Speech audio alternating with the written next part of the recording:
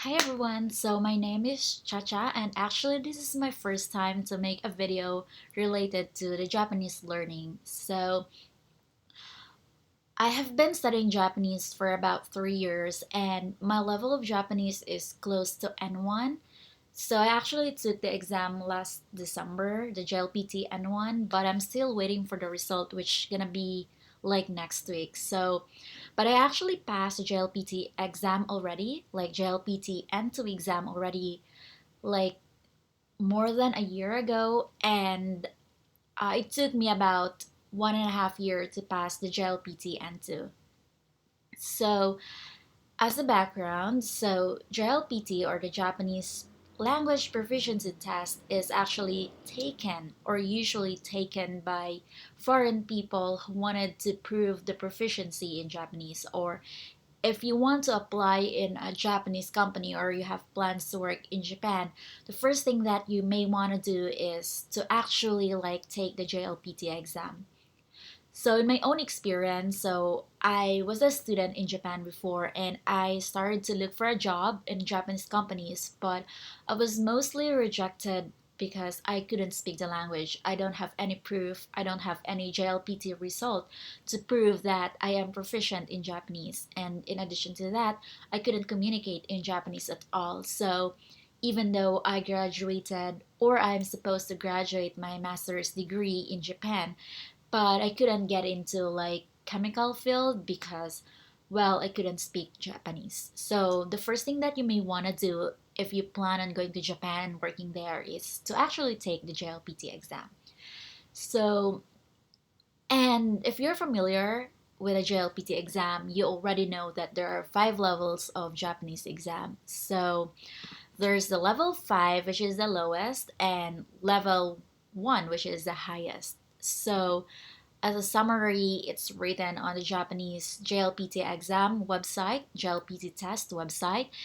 And for today's video, it's more of the JLPT N2 exam. So usually if you want to enter into a Japanese company and if you want to do some office jobs or you want to do in like hotels or in some kind of business related work, I think the best is you gonna take JLPT N2 because it's almost equivalent into like the business level Japanese. And as you know, JLPT is just an exam for like more of the understanding of Japanese, like listening, reading, and so on. But it's not actually like a proof that you can speak Japanese well. So it's a different kind of field. So N2 is more of reading and listening. And according to the JLPT website, if you pass N2, you are supposed to be able to comprehend like articles about daily topics such as news and magazines. And also, you're able to comprehend the content.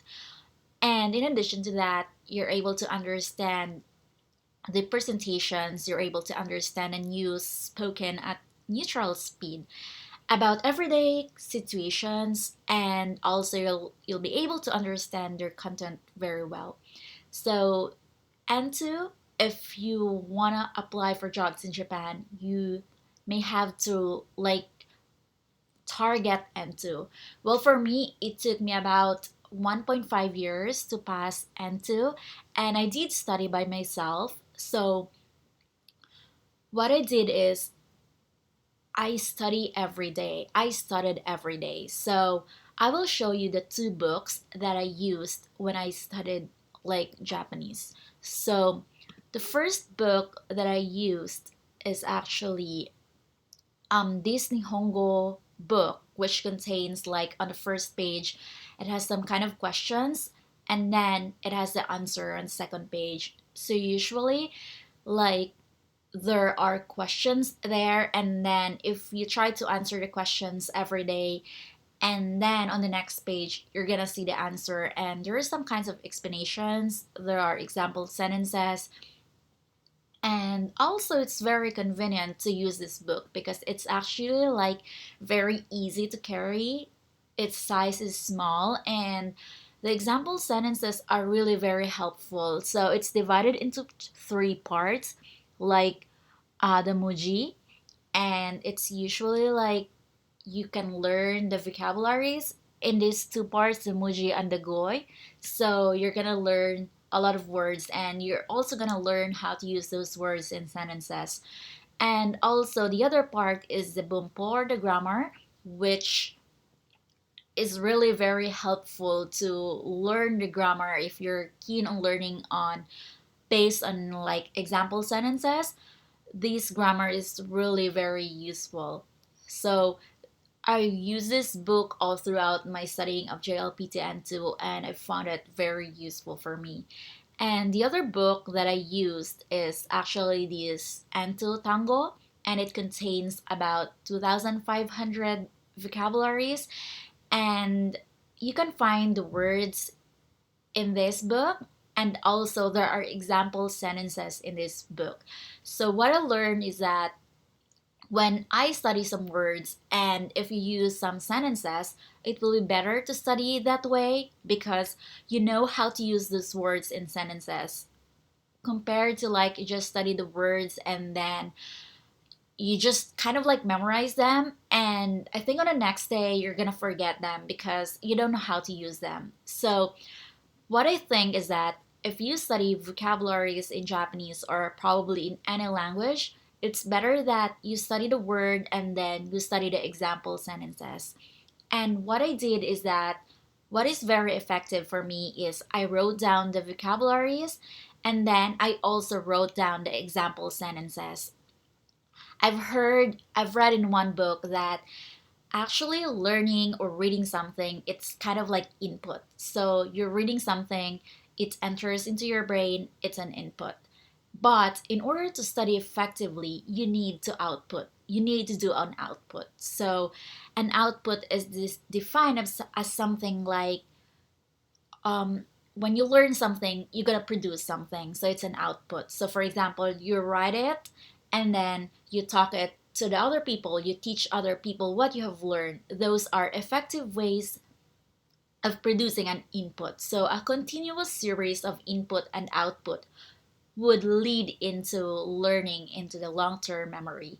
So if you couldn't speak into someone or you couldn't teach someone what you've learned, I think the best way is to write on some notes or some books or some like notebooks.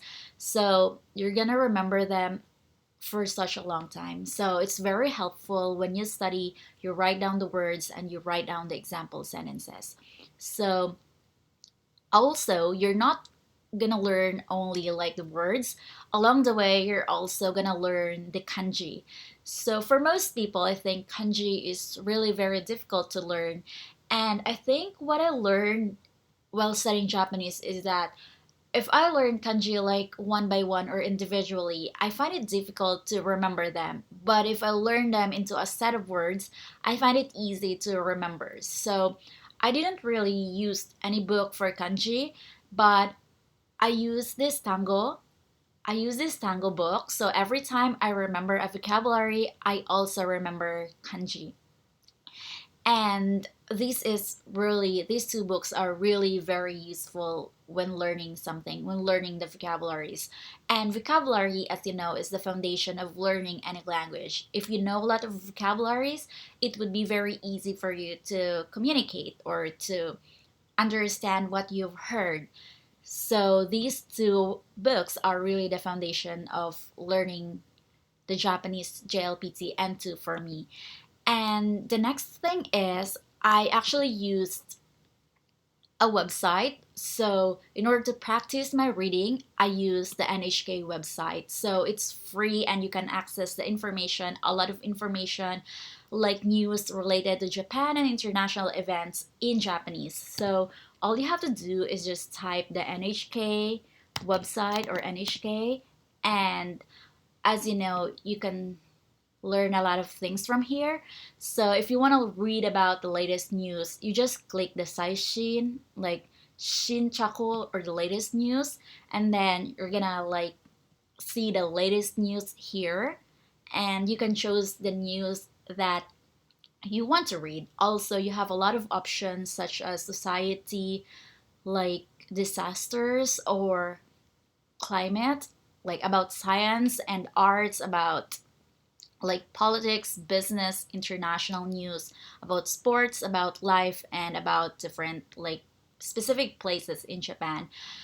Well, I think the not so good thing about learning Japanese through news is that sometimes or most of the times news is negative. So if you feel sometimes we feel bad after reading a bad news because we relate somehow to it. So if you wanted to keep a positive mind, if you wanted to like not be affected with the news all the time, so I prefer that you can find other articles that you can practice Japanese, or you can also like read a news that does not have any like negative news. So maybe you can prefer like science and arts news, so you can just click on that news and you can read like information about that news. So how to effectively use the NHK website, what I think is like the best thing to do is I just open the news article that you're interested into. So for example, you are interested to read this news, and then if you find some unfamiliar kanji, for example, if you don't know the meaning of this kanji, you just open the Google Translate and okay. Okay, so you're gonna search for the Google Translate, and then you just copy the words that you find it difficult to read or you don't know the meaning of the word. So, for example, you don't know this word, and then you just copy that one and paste into the Google Translate, and it shows you the English translation or any language translation. And then like this is Byoin, so you can also like know the pronunciation in this part, and you will be able to see the English translation and the related words here. So this Google Translate paired with any website that you wanted to learn Japanese with is very useful. So you just continue to do that. And also, while you're reading some news, you can write down like some notes, like the things that you've learned and the things that you don't understand. And you just use the Google Translate to know the meaning. And then you can write down on your notes. And if you have time, you can recall, you can look at them again. And then it would be easier for you to recall those things. So when I just started learning Japanese, I used NHK, but that time almost all of the words I couldn't comprehend at all. So I just used Google Translate, and now I kind of feel familiar with the words already. Almost all of them I'm still familiar. So I can read and use now without any problem. It took me about a year and a half to be able to understand and use on like the deeper level. And I think like if you're a beginner in learning Japanese, there is the so-called NHK Web Easy, and this is like it has like the reading in hiragana. So if you're just starting to learn kanji, it would be very easy for you to read because there is like hiragana above the kanji. So you can read easily the words. So I think the most of the topic here in the NHK Easy is also similar to the NHK website. This is really good one. And so for example, there are notes here. If it's in green, it's a name of a person. If it's orange, it's a name of a place. And if it's blue, it's the name of a group or name of a company. So if you're not familiar yet of the words, like most of the words, you can like use the NHK Easy. This is really very useful. And for my listening, I usually like watch movies like on Netflix, and I can listen to the conversation, and also I sometimes watch TV, and so I can see some news on the TV. And also since I have been living in Japan for quite some time, I also get accustomed into listening into like other people's conversation whenever I wherever I go, like on trains or on school or at work. So, so we've already talked about the vocabularies, and also we talked about like reading news. And the other thing that I want to say is that the most important, one of the important things also in language is the grammar. So what I did is I just search online for the grammar. So for example, just type like JLPT N2 grammar, and you will be able to see a lot of options. And my best, like the one that I really like, is this JLPT N2 grammar list from Japanese test for you. So when you open this, it is consists of a lot of like JLPT N2 grammar. So you can see the list here.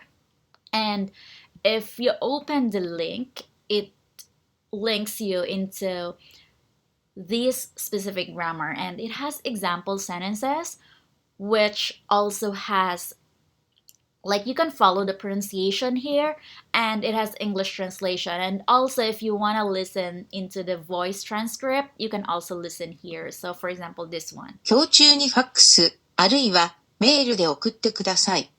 Yes, so this is really very easy to follow, and you don't need to have any books because this one is really very good in learning the grammar, the JLPT N2 grammar.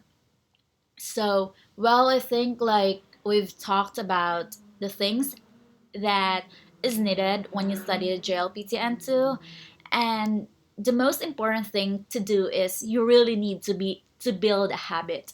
Well, at first you may think that it's difficult to follow or it's difficult to start because you don't see any progress in learning.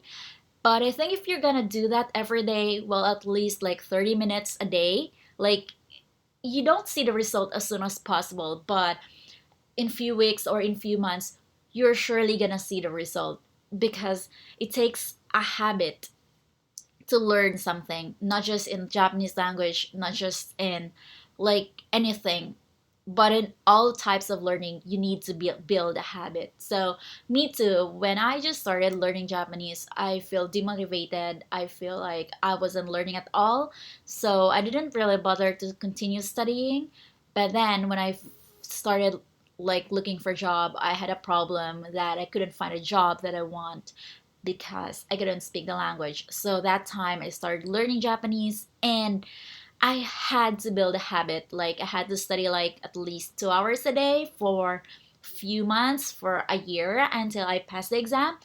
And yeah, I persistently like followed the habit, and then I got the JLPT N2 in 1.5 years. So let's talk about the advantages of having a JLPT N2. Well, as what we have mentioned earlier, it would be easier for you to find a job if you have the JLPT N2 result. You have a proof that you're proficient in Japanese, and you can show to your employers that you're really like learning. You really like showed progress in learning Japanese, and it will be very easy for you. It will be easier for you to communicate with your coworkers and also to build a good relationship within the company. So as you know, in Japanese company, most of the people are actually like speaking in Japanese, and sometimes communication is really difficult if you couldn't like speak Japanese because it's mainly the language used in most companies. And what are the advantages of JLPT? Other advantages of JLPT. Actually, so if you take a JLPT N2 exam and you pass it, you actually receive like 10 points under the government's point based preferential immigration treatment system. So, what is this? If you want to apply for highly skilled professional visa, there's actually a point system. I think it's like 70 points or something, and if you pass that point, you can have preferential treatment. So you can get a visa for 5 years, and also you have a lot of other like preferential treatment. Like you can bring your parents into Japan, and it will be easier to apply for visa. So you need like 70 points or higher to receive that preferential treatment at immigration. But if you got the JLPT N2, and you pass the exam, you got like 10 points under the treatment, under the government's treatment, like preferential treatment system. So you just need like 60 more points to like obtain the desired points if you have the N2. And the other components of the points actually come from like your diploma, your grad school diploma, or your salary, your company, about your companies, like if it's like small size or medium corporation, and also your salary, age, and so on. I think it's easy to get these 70 points or higher if you have a master's degree and if you speak Japanese. And yeah, I think like it depends on like several circumstances, but if possible, I highly recommend that you need to get the N2 if you want to work in Japan. So, thanks for watching my video, and I hope you to subscribe on my channel, and see you next time. Bye bye.